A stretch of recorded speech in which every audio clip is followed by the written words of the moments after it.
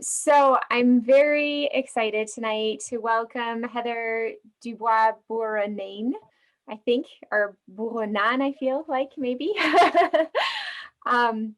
Heather is the executive director of the Wisconsin Public Education Network. And I thought I would put a fun photo up there since we we're all human, and it's a great t-shirt. So Heather has a PhD in African language and literature and calls herself a reformed academic and is passionate about eliminating disparity across schools in Wisconsin, and has made very clear link between what's happening in our schools and gerrymandering. So Heather, welcome to our meeting. So glad to have you here, and I'll stop sharing and feel free to share if you'd like to. Thanks. I do have a slideshow, and I will thank you for that awesome introduction. I came here for my PhD, but I got so bogged down in fighting for all the other things that I never did get it. Hold on, I have so many fair maps. This is the one I need. Can you see it? Yes. So first of all, thank you for inviting me to join you today, and apologies in advance. This is probably not the most powerful PowerPoint I ever put together, but I did it on the fly in the cracks of my other meetings today, so hopefully it will do the trick. I always welcome an opportunity to connect the dots between the issue advocacy that we're doing at the local level in as nonpartisan a way as is possible in a hyper-partisan environment, and the need for nonpartisan redistricting, the lack of which is the thorn in the side of pretty much every issue in the state.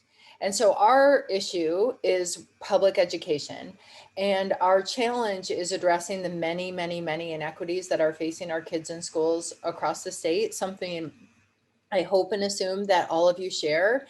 And I also do enjoy preaching to the choir, which I think is probably the case today, in that we are all already committed to addressing this problem together. And so we're really talking about strategies for doing that better and kind of what some of the obstacles are. So apologies in advance if this is a lot of stuff you already know, but another thing that I hope to do in my presentation is kind of model how we talk about this when we talk to audiences that maybe aren't familiar with connecting those dots, and just kind of the language that we use to address the concerns that are facing our kids in schools, because I think the more we all are repeating the same sort of language and the same values-based message, the more likely we'll be to succeed across our issues. And that's one of the other reasons why I love getting together with groups of people who share these concerns and values. So thanks, Janelle, for reaching out. And thanks, Carlene, who is our old friend, for inviting or recommending us to join you today. And I also want to thank my friends Chris and Bob for being here tonight, because they are live closer to your neck of the woods. I live in Sun Prairie myself. Chris is our regional organizer for the entire Northwest, of which we consider you, since we have like basically drawn the state into like strange fourths, gerrymandered it, I guess.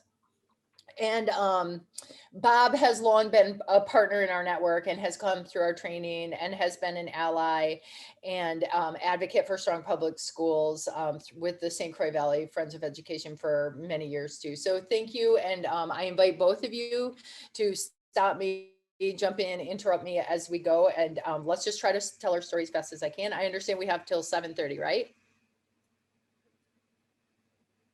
Yes, correct. Okay. All right, awesome. So hopefully I've timed this so that it will take about 15 minutes to get through the slideshow, and then we can jump into some conversation.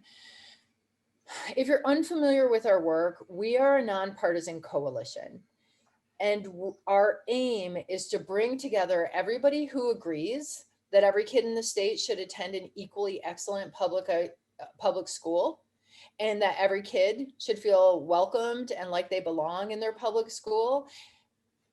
And if you agree with that, congratulations, you're one of our partners, and we hope that you will come to our events, that you will take action, that you will spread that message far and wide across the state, because there are plenty of people who are either not hearing it or acting like they don't care or agree. And so what we do is look for opportunities to celebrate the amazing things that are going on in our public schools, to support our teachers and students across the state, and to take advantage of every opportunity democracy affords us to raise our voice and make an impact in a positive way. Whether that means going to school board meetings, supporting local level referenda, showing up at state level hearings, chasing the blue ribbon for Commission for School Funding all around the state, and showing up at the Capitol to spread the love during Public Schools Week, like you see here. That's the sort of stuff that we do. And what our organizing model is really based on supporting local level teams and then amplifying what people are doing around the state as much as we can. So amplifying those goals and concerns and setting some priorities based on what kids need the most, based on what we're hearing around the state, is really what we do. So on the one hand, we're kind of trying to tap into local energy. And then on the other hand, we're trying to provide resources and tools for people so that this advocacy is a little easier. School funding is complicated in this state, and the way that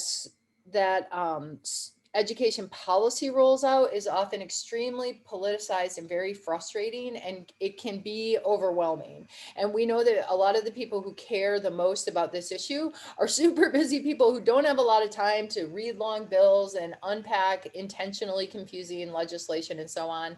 So we try to, stick to sources from the Department of Public Instruction and the Legislative Fiscal Bureau to provide well-vetted, expert-seen resources that accurately reflect the needs of our students and the sorry state of affairs related to school funding, which right now is that we're $3.9 billion in the hole of where we would be if we just funded our schools at the levels we did in 2011.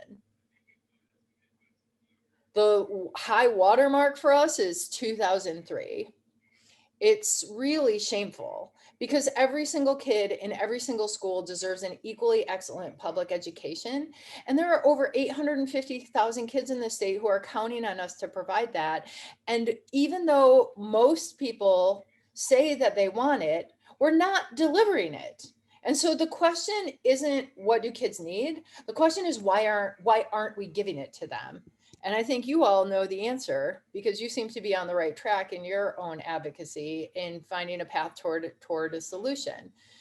But the problem is this isn't just our personal opinion, right? This is also our constitutional mandate. We're supposed to be providing a uniform level of instruction to all kids that is free of charge and without sectarian instruction. And instead, we just continue to widen gaps by disinvesting in public schools, overinvesting in privately funded and privately operated, but publicly funded programs, and just letting all of the crisis points kind of build up so that the problem seems too big to fix. The result of this is that Wisconsin is actually worse than the nation in a lot of pretty embarrassing ways. First of all, we haven't increased English language learner funding by a single penny in over 10 years. A national expert called this pitiful at a public hearing. We are literally worst in the nation in how we fund special education.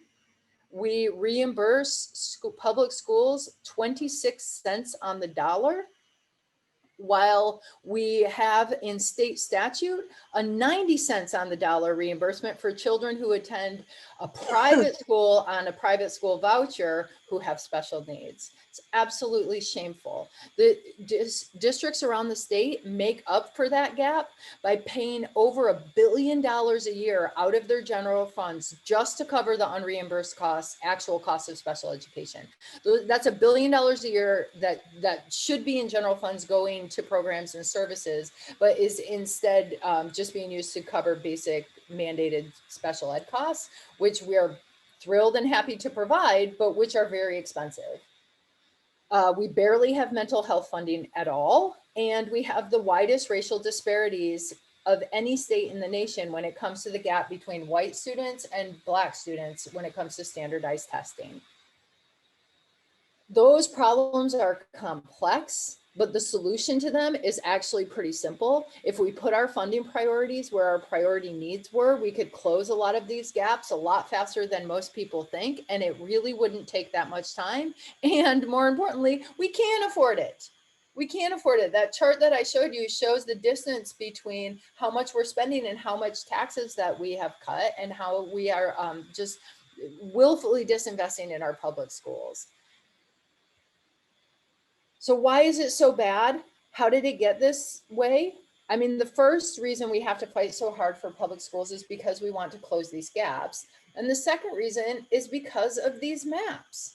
Having unfair maps like this allows partisanship to just run totally rampant in our state house, so that lawmakers are literally unaccountable for how they vote on these things.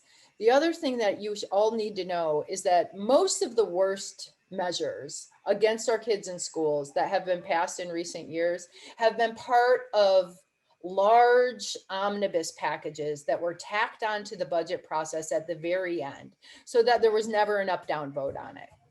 So that lawmakers could then, when challenged, say, well, I do support schools, but we needed good roads, so I couldn't vote against that budget, right? Or I'm not really thrilled about vouchers, but it was part of a larger package that I couldn't vote no on. Vouchers have never, ever been put to an up-down vote in this state.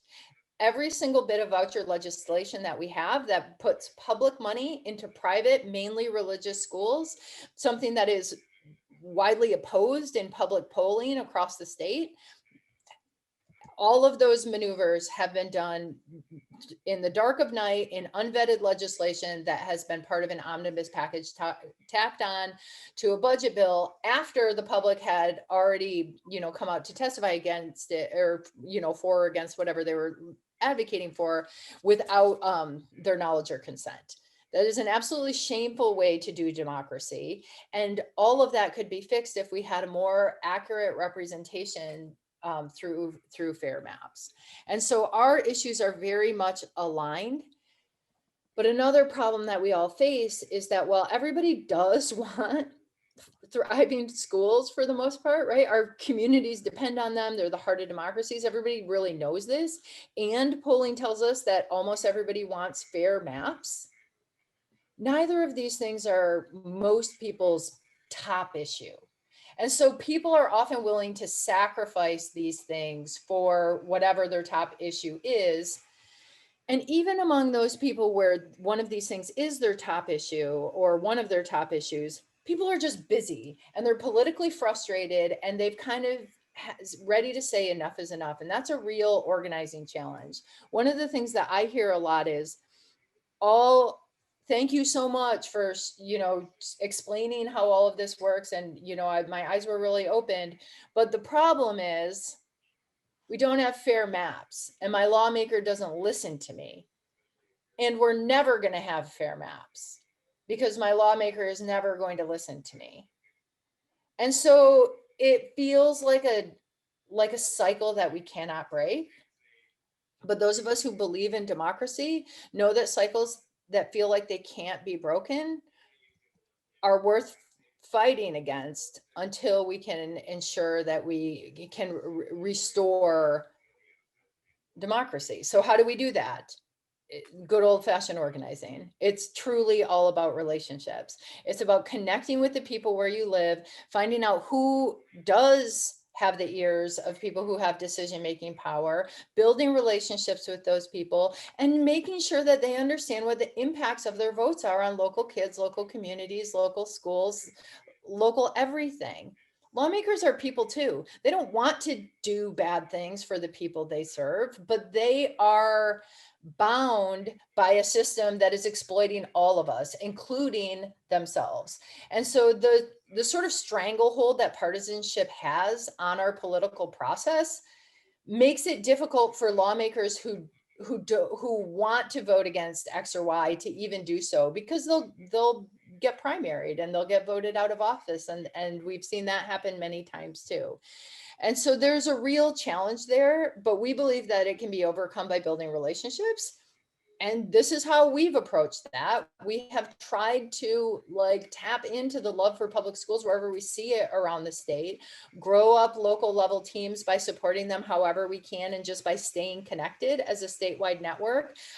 Somebody in my small group talked about having goals and a timeline. You can see in the bottom left there, every year we have a strategic planning session and we set some goals and a timeline for taking statewide action in a way that allows local groups and teams to tap in as their capacity allows, so that we're speaking in one voice, working collaboratively, and really doing whatever we can to make a difference together. And that's the theory of change, that if we come together and if we speak in one voice, it will be harder and harder to ignore us. That local level action, amplified around the state by a statewide network of people who share our concerns and values, will have statewide impact. And the more we speak as one, the harder it will be to ignore us. If we can fix the maps, then we can close the gaps. These two issues are so closely related, and I think everybody knows this. So yay to working together. I hope that we can find ways that we can connect these dots, not just when we're talking in groups like this, but when we're forward facing, when we're talking about the state superintendent race, when we're talking about what's going on with the state budget, when we're testifying or writing letters to the editor that share our concerns, there are ways that we can include, even if it's just one sentence about, what the impacts of gerrymandering are, or what fair maps would mean to our districts if we felt we were being heard, and so on, in communities where we aren't. Our vision of holding lawmakers accountable really demands that we shine the spotlight on the gap between what people are asking for in their communities and what they're delivering, and really calling them out every time that we see that distance. I mean, this is one of the biggest gaps in the state, and it's a gap that unfair maps really exacerbates. We want to see more legislation passed into law that is aligned with our values. And we know that there are plenty of lawmakers who share our goals and values. The question is, how do we get them to align them? And so we've developed one new tool that we hope you all will find helpful, which is called the Education Vote Tracker. If you point your phone at that QR code, it'll take you to the website where you can find it. Otherwise, you can find it on our website, wisconsonnetwork.org. Just scroll down to that little monocle guy, and it'll take you to that tracker, and you can see all the kind of biggest bills confronting our kids in schools. And then you can click on those, see what people's concerns are. And once they're passed or rejected, how your own lawmaker voted, so that you can have a mechanism for calling them out on their votes. Right now, there's not a lot of transparency. There's not a lot of legislative transparency on nonpartisan issues. And so we're hoping this will be one tool that we can all lean into to hold people more accountable. And then the other thing that we can do is just celebrate the positive things, counter all this negative nonsense about how our public schools are failing, or schools have been closed all year. The schools have not been closed. We may not be able to be meeting face to face, but everybody is doing their best. Teachers are working harder than ever during this pandemic to meet the needs of children, and we need to celebrate the successes that we see and amplify the stories and concerns at the local level at every stage. And that stuff is super basic, right? It's just using opportunities to take the microphone when one is provided, or hold up a mirror when one is needed.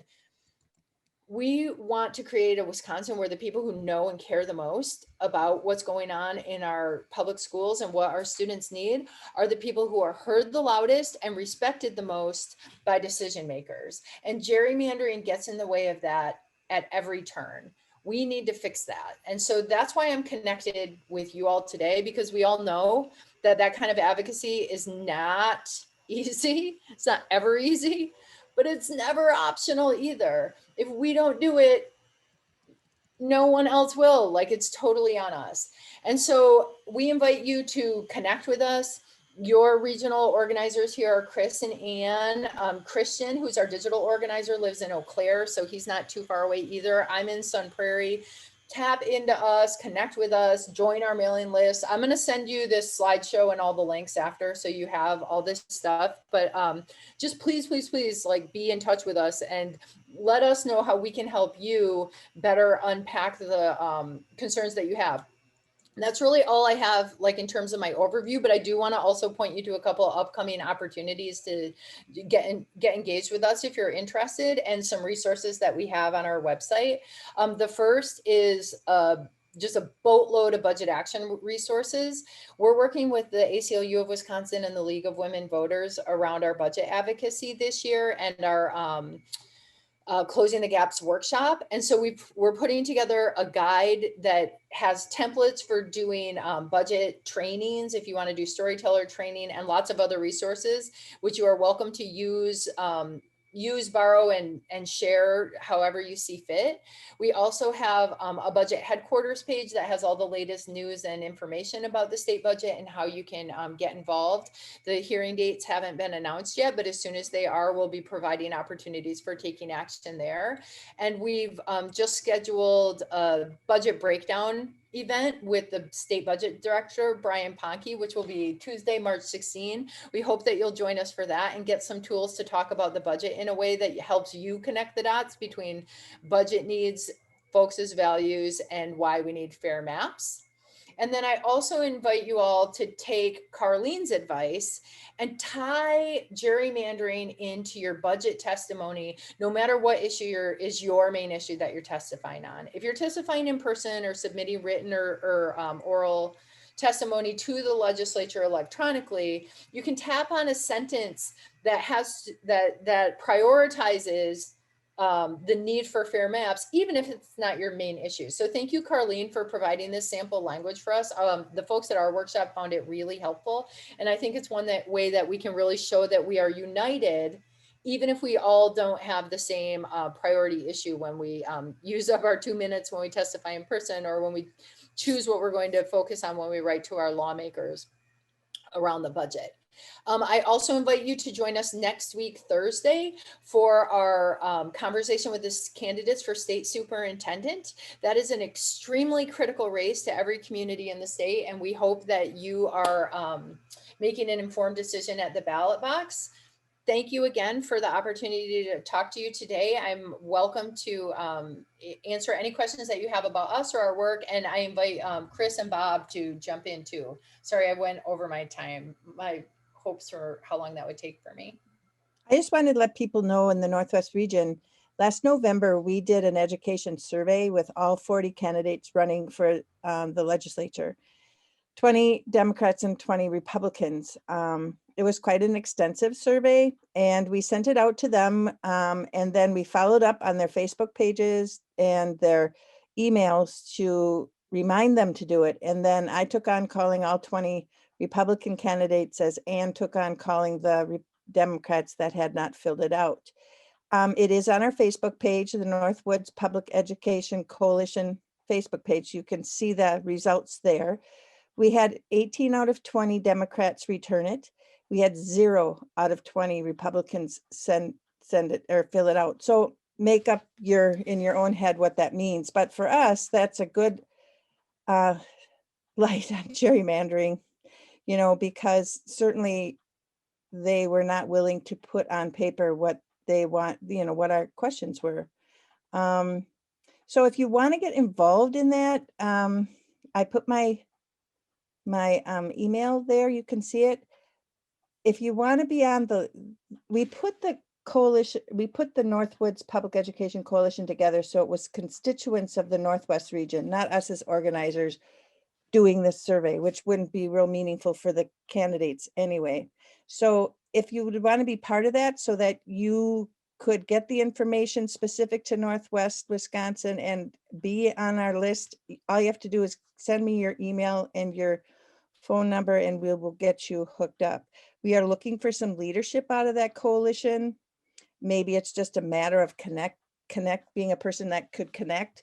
So, and we haven't had that happen yet. So I'm hoping we do, so we don't have to disband the group, because it's a good start of holding legislators in Western Wisconsin accountable for their votes and what they don't do. So thanks.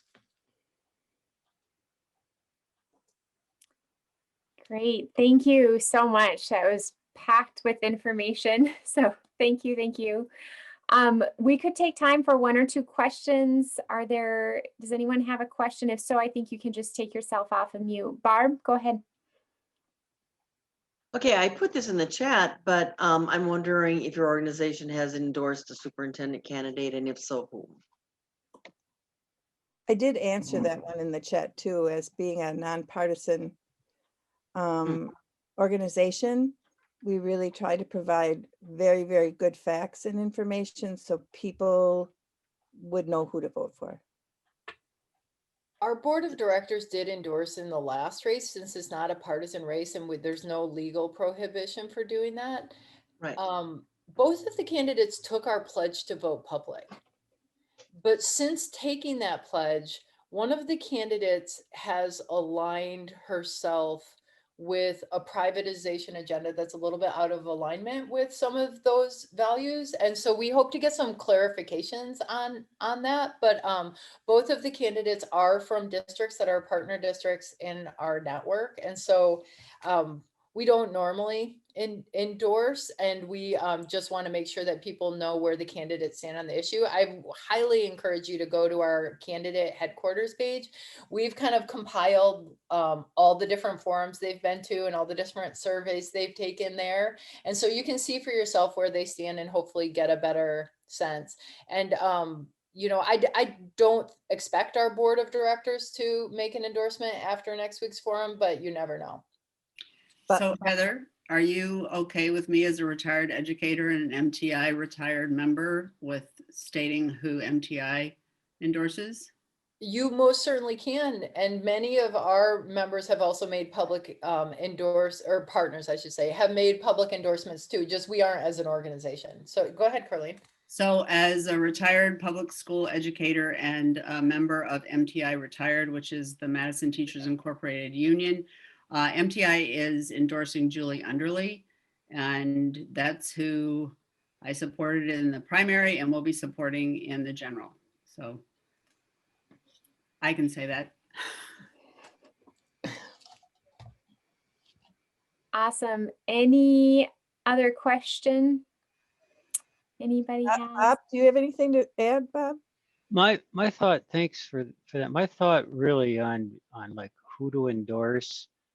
If you just look at the candidates' positions, it becomes fairly obvious fairly quickly who supports public education and who doesn't. So really, if you're concerned about public education, it doesn't take you long to figure out who you want to vote for. So. Great. And I know it's like a way up in the chat, but I'm just kind of looking in the chat here. Carleen sent a note that she wanted that GAPS Maps logo. I did drop it in the chat. So the file is in there, and I'm going to send everything that I shared today to Janelle after this meeting. So I hope you'll share it out with the group, Janelle, and you're welcome to use this on your own website as however you see useful. Awesome. Thank you. Well, lots of resources, and I'll definitely put them in our follow-up email so we can all use them and see how we can start incorporating this stuff in our conversations with other people in Wisconsin and with our legislators. So thank you very much for coming to our meeting. Can I give a plug to Heather and the ACLU and their budget hearing, their budget trainings and everything that goes with that? It's so thoroughly done, and it's about public education and all kinds of other issues. I would strongly recommend, if you have an opportunity to be part of that or view the film of it, it's a great training. Thank you for that plug, Carleen. all of the resources, the video, the footage, everything from our past sessions is online. So we welcome you to catch up on what you missed and jump in when you can, because it's going to take every single one of us speaking up on the state budget to make sure that we don't see the sort of budget shenanigans we've seen the past few cycles. It's up to us to stop that. Great. Thank you so much. Really appreciate it. On that note,